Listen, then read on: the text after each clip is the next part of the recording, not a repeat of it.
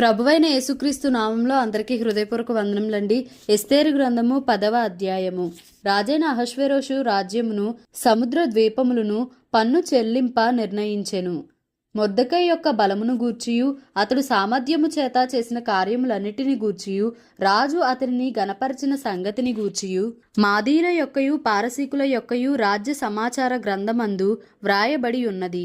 యూదుడైన Mordecai రాజైన అహష్వేరోషునకు ప్రధాన మంత్రిగా నుండి తన వారందరితో సమాధానముగా మాటలాడుచు తన జనుల యొక్క క్షేమమును విచారించువాడును, యూదులలో గొప్పవాడునై తన దేశస్థులలో చాలా మందికి ఇష్టుడుగా ఉండెను. యోబు గ్రంథము 1వ అధ్యాయము. ఊజు దేశమునందు యోబు అను ఒక మనుష్యుడుండెను. అతడు యథార్థవర్తనుడును న్యాయవంతుడునై దేవుని యందు భయభక్తులు కలిగి చెడుతనము విసర్జించినవాడు. అతనికి 7 కుమారులను 3 కుమార్తెలను కలిగిరి. అతనికి 7,000 గొర్రెలను 3,000 ఒంటెలను 500 జతల ఎడ్లును 500 ఆడు గాడిదలను కలిగి బహుమంది పనివారును అతనికి ఆస్తిగా నుండెను గనుక తూర్పు దిక్కు జనులందరిలో అతడే గొప్పవాడుగా నుండెను. అతని కుమారులందరూ వంతుల చొప్పున అనుదినము ఒకరికొకరు తమ తమ ఇండ్లలో విందు చేయనై కూడునప్పుడు తమ 3 అక్క చెల్లెండ్రు తమతో కలిసి అన్నపానములు పుచ్చుకొనవలెనని వారిని పిలిపించుచూ వచ్చిరి. వారి వారి విందు దినములు పూర్తి కాగా యోబు తన కుమారులు పాపము చేసి తమ హృదయములలో దేవుని దూషించిరేమో అని వారిని పిలువనంపించి వారిని పవిత్రపరచి అరుణోదయమున లేచి వారిలో ఒక్కొక్కని నిమిత్తమై దహనబలి నర్పించుచూ వచ్చెను. యోబు నిత్యము అలాగున చేయుచుండెను. దేవదూతలు యెహోవా సన్నిధిని నిలుచుటకై వచ్చిన దినమొకటి తటస్థించెను. ఆ దినమున అపవాదియగు వాడు వారితో కలిసి వచ్చెను. యెహోవా, నీవు ఎక్కడి నుండి వచ్చితివని వారిని అడుగగా అపవాది, భూమి మీద ఇటు అటు తిరుగులాడుచు అందులో సంచరించుచు వచ్చితినని యెహోవాకు ప్రత్యుత్తరమిచ్చెను. అందుకు యెహోవా, నీవు నా సేవకుడైన యోబు సంగతి ఆలోచించితివా? అతడు యథార్థవర్తనుడును న్యాయవంతుడునై దేవుని యందు భయభక్తులు కలిగి చెడుతనము విసర్జించినవాడు. భూమి మీద అతని వంటి వాడెవడునూ లేడు అని అడుగగా అపవాది, యోబు ఊరకయే దేవుని యందు భయభక్తులు కలవాడాయన.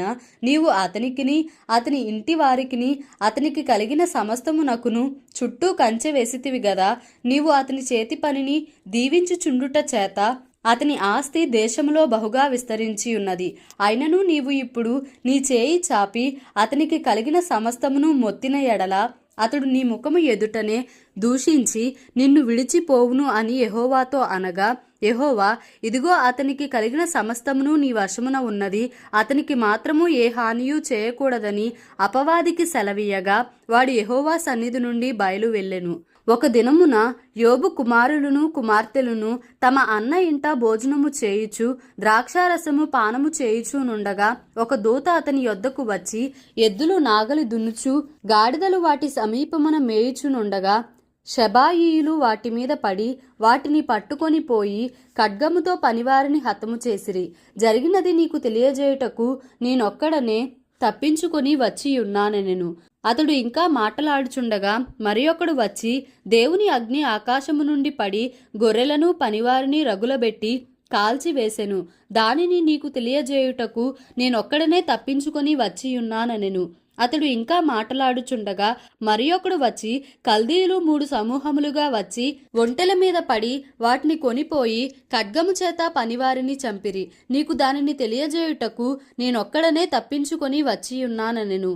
అతడు మాటలాడుచుండగా వేరొకడు వచ్చి నీ కుమారులను నీ కుమార్తెలను తమ అన్న ఇంట భోజనము చేయుచు ద్రాక్షారసము పానము చేయుచుండగా గొప్ప సుడిగాలి అరణ్య మార్గముగా వచ్చి ఆ ఇంటి 4 మూలలను కొట్టగా అది యవనుల మీద పడినందున వారు చనిపోయిరి.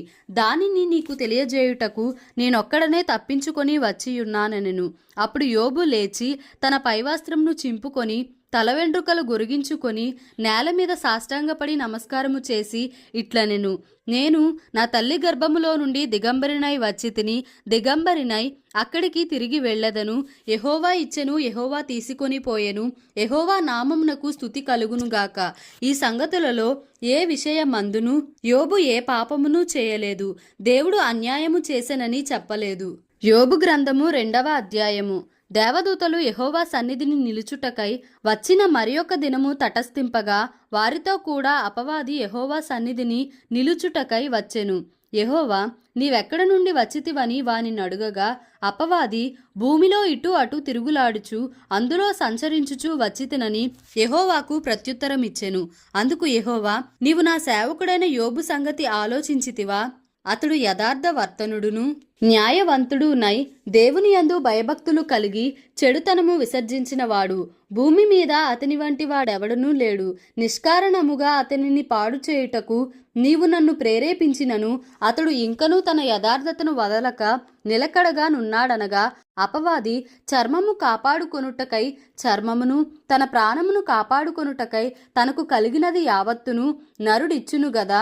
ఇంకొకసారి నీవు చేయి చాపి అతని ఎముకను అతని దేహమును మొత్తిన ఎడల అతడు నీ ముఖము ఎదుటనే దూషించి నిన్ను విడిచిపోవును అనెను. అందుకు యెహోవా, అతడు నీ వశముననున్నాడు, అతని ప్రాణము మాత్రము నీవు ముట్టవద్దని సెలవిచ్చెను. కాబట్టి అపవాది యెహోవా సన్నిధి నుండి బయలువెళ్ళి అరికాలు మొదలుకొని నడినెత్తి వరకు బాధగల కురుపులతో యోబును మొత్తెను. అతడు ఒళ్ళు గోకుకొనుటకై చిల్లపెంకు తీసుకొని బూడిదలో కూర్చుండగా అతని భార్య వచ్చి, నీవు ఇంకనూ యథార్థతను వదలకయుందువా? దేవుని దూషించి మరణము కమ్మనెను. అందుకతడు, మూర్ఖురాలు మాటలాడునట్లు నీవు మాటలాడుచున్నావు. మనము దేవుని వలన మేలు అనుభవించుదుమా? కీడును మనము అనుభవింప తగదా అనెను. ఈ సంగతులలో ఏ విషయమందును యోబు నోటి మాటతోనైనను పాపము చేయలేదు. తేమానీయుడైన ఎలీఫజు, షూహీయుడైన బిల్దదు, నయమాతీయుడైన జోఫరు అను యోబు ముగ్గురు స్నేహితులు అతనికి సంభవించిన ఆపదలన్నిటిని గూర్చి వినినవారై అతనితో కలిసి దుఃఖించుటకును అతనిని ఓదార్చుటకును పోవలెనని ఆలోచించుకొని తమ తమ స్థలములను విడిచి వచ్చిరి. వారు వచ్చి దూరముగా నిలువబడి కన్నులెత్తి చూచినప్పుడు అతని పోల్చలేక తమ వస్త్రములను చింపుకొని ఆకాశము తట్టు తలల మీద ధూళి చల్లుకొని ఎలుగెత్తి ఏడ్చిరి. అతని బాధ అత్యధికముగా నుండెనని గ్రహించి ఎవరునూ అతనితో ఒక్క మాట అయినను పలుకక రేయింబగలు 7 దినములు అతనితో కూడా నేలను కూర్చుండిరి. దేవుడి పరిశుద్ధ వాక్యమును మన వినికిడిలో దీవించి ఆశీర్వదించునుగాక. Amen. Please like, share and subscribe for more videos.